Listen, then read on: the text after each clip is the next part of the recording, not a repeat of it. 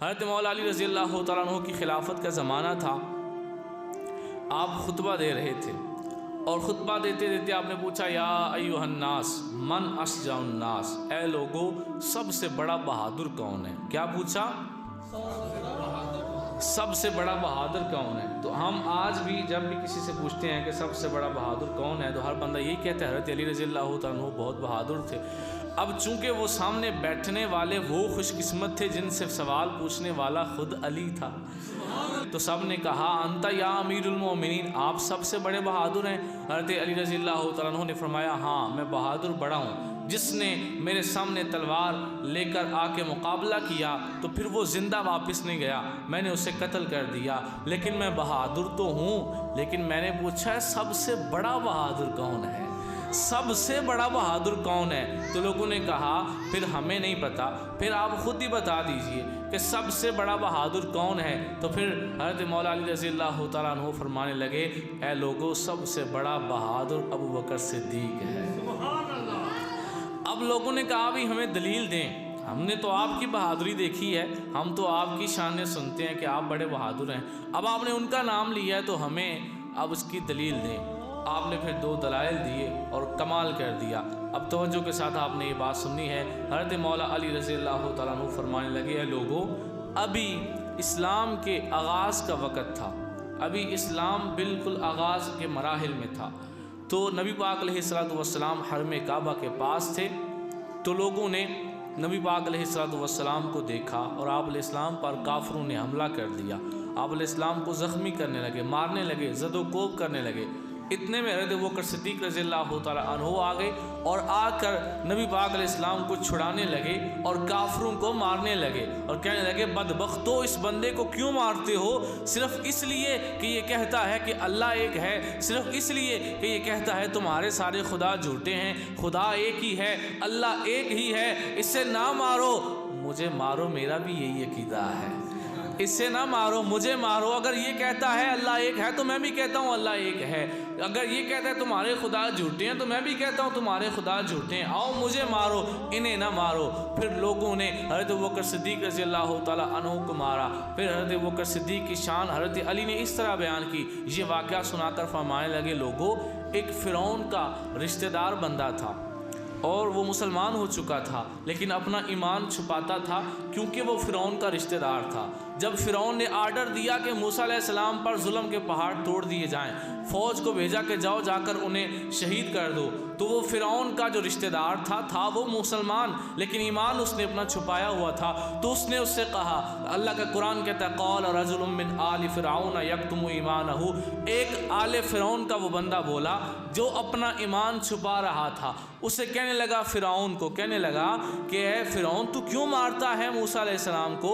اگر وہ سچے ہیں تو ان کا سچ انہیں فائدہ دے گا، اگر وہ جھوٹ بولتے ہیں معاذ اللہ کہ وہ اللہ کے نبی ہیں، یہ معاذ اللہ جھوٹ ہے، خود تو وہ کلمہ پڑھتا تھا ان کا لیکن چونکہ ایمان چھپا رہا تھا تو اسے سمجھا رہا تھا، کہتا ہے انہیں تکلیف نہ دو، اگر سچے ہیں تو پھر ان کا سچ انہیں فائدہ دے گا، اگر معاذ اللہ جھوٹ بول رہے ہیں تو پھر ان کا جھوٹ انہی کے اوپر وبال بن جائے گا۔ اللہ کو اس کی ادا اتنی پسند آئی، اس کی شان میں پوری سورہ مومن نازل کر دی ہے۔ اب اس بندے نے کیا کیا تھا؟ اپنا ایمان چھپایا تھا، حمایت کی تھی موسیٰ علیہ السلام کی لیکن اپنا ایمان ظاہر نہیں کیا تھا، اپنا ایمان چھپایا تھا، اللہ نے اس کی شان میں پوری سورہ مومن نازل کر دی۔ تو حضرت علی رضی اللہ تعالیٰ عنہ سوال کرنے لگے لوگوں بتاؤ وہ بندہ جس نے اپنا ایمان چھپا کر موسیٰ علیہ السلام کی حمایت کی اور پھر اس کی شان میں سورہ مومن نازل ہو گئی، بتاؤ اس بندے کی شان زیادہ ہے یا حضرت ابوبکر صدیق کی شان زیادہ ہے؟ اس بندے کا رتبہ زیادہ ہے یا حضرت صدیق اکبر کا رتبہ زیادہ ہے؟ لوگ خاموش ہو گئے، کہتے ہیں ہمیں نہیں پتا رتبہ کس کا زیادہ ہے۔ حضرت علی رضی اللہ تعالیٰ عنہ نے کمال کا جواب دیا، آپ فرمانے لگے فواللہ لساعۃ من ابی بکر خیر من ملء الارض من مؤمن آل فرعون ذاک الرجل، آپ فرمانے لگے اللہ کی قسم آل فرعون کا وہ مومن جس کی شان میں اتنی آیت پوری سورہ نازل ہو گئی، آپ فرمانے لگے اللہ کی قسم اس کی ساری زندگی ابو بکر کے ایک لمحے کے برابر بھی نہیں ہے، ابو بکر کے ایک لمحے کے برابر بھی نہیں ہے۔ اس کی ساری زندگی سے ابو بکر کا ایک لمحہ بہتر ہے۔ اور پھر فرمانے لگے اس لیے اس نے حمایت تو کی تھی اپنے نبی کی لیکن اپنا ایمان ظاہر نہیں کیا تھا۔ ادھر ابو بکر صدیق کعبے کے میدان میں آ کر کہتا ہے لوگوں کیوں مارتے ہو انہیں؟ اسی لیے کہتے ہو کہ یہ کہتے ہیں اللہ ایک ہے، اور میرا بھی تو یہی عقیدہ ہے اور میرا بھی تو یہی ایمان ہے۔ آپ فرمانے لگے وہ مومن اس کی ساری زندگی ایک برابر ایک سائیڈ پر ہو جائے، حضرت ابوبکر صدیق کی زندگی کا ایک لمحہ ایک سائیڈ پر ہو جائے، اس کی ساری زندگی ان کے ایک لمحے کا مقابلہ بھی نہیں کر سکتی ہے۔ اور پھر ایک اور دلیل دی، آپ فرمانے لگے جب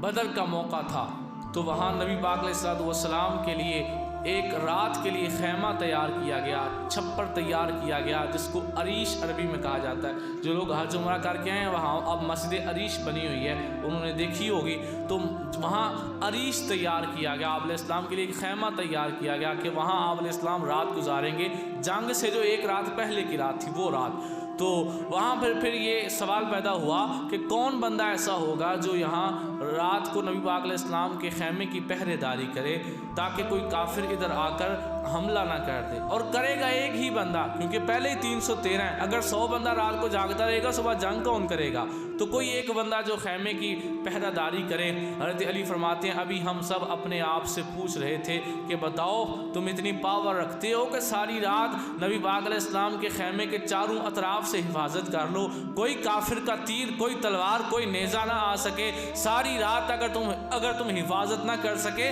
تو قیامت تک کے امتی کہیں گے اس بندے کو ڈیوٹی دی گئی تھی اور وہ ہمارے نبی کی حفاظت نہ کر سکا۔ حضرت علی کہتے ہیں ابھی ہم سب اپنی اپنی عقل سے پوچھ رہے تھے، یار غار تلوار لے کے آ چکا تھا،